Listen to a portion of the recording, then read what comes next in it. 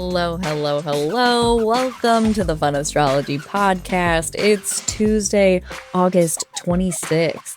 We're going to be adding on to what Thomas was saying yesterday about Venus aspecting the Great Pyramid as she steps into Leo.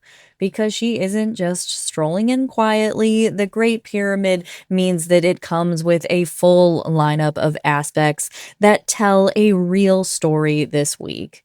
Venus entered Leo yesterday on Monday the 25th, and right away she made her very first aspect a trine to Saturn retrograde in Aries. That is such an important detail because the first aspect a planet makes when it changes signs often sets the tone for its entire stay.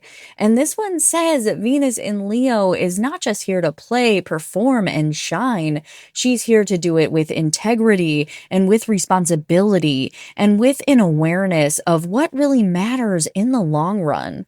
Think of it like this. Venus loves to create connection, beauty, art, and joy. In Leo, she does that boldly with flair and warmth. But Saturn retrograde in Aries is sitting in Venus's wings, saying, make this count. Don't just perform, commit. Don't just shine, be authentic. And don't just create, make it meaningful. So that's the backdrop. That's the foundation Venus is working with all week. So now let's move into today. This is the day where things open up a lot more. Venus makes two beautiful aspects. First, a sextile to Uranus in Gemini, and then a trine to Neptune retrograde in Aries. If Saturn was the grounding influence on Monday, today is the breath of fresh air. Uranus in Gemini says, try something new. Let the conversation be surprising. Let the creative spark take a fresh direction. Let curiosity open a door you didn't see before. And then Neptune comes in with the inspiration, imagination, and maybe even a sense of the divine flowing through what we're creating or connecting with. Together, this is a very inspiring Venus day. It's as if Saturn gave Venus her sheet music on Monday, and on Tuesday, Uranus and Neptune let her improvise. Play with it, take a new direction, trust what comes through in the moment. But we can't forget what's happening behind the scenes because Venus is also building towards something much more intense. Overnight, Tuesday into Wednesday on the 27th, Venus makes her opposition to Pluto in Aquarius. And this is where Saturn's influence earlier in the week really matters. Pluto is going to strip away whatever isn't authentic. It challenges Venus in Leo's desire to be loved, to be celebrated, to be recognized, and says, but is it real? Is it true? Or is it just a performance?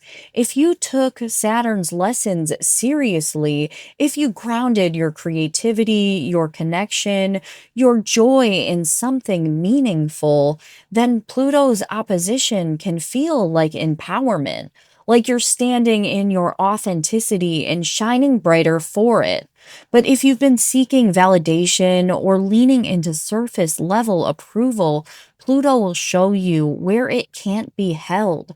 It's not a punishment, it's an invitation to go deeper, to let what's false fall away so what's true can stand. Now there's one more piece in motion, the moon. The moon is void, of course, from tonight at 10:06 p.m. Eastern until tomorrow at 9:27 p.m. Eastern, a 23-hour void period.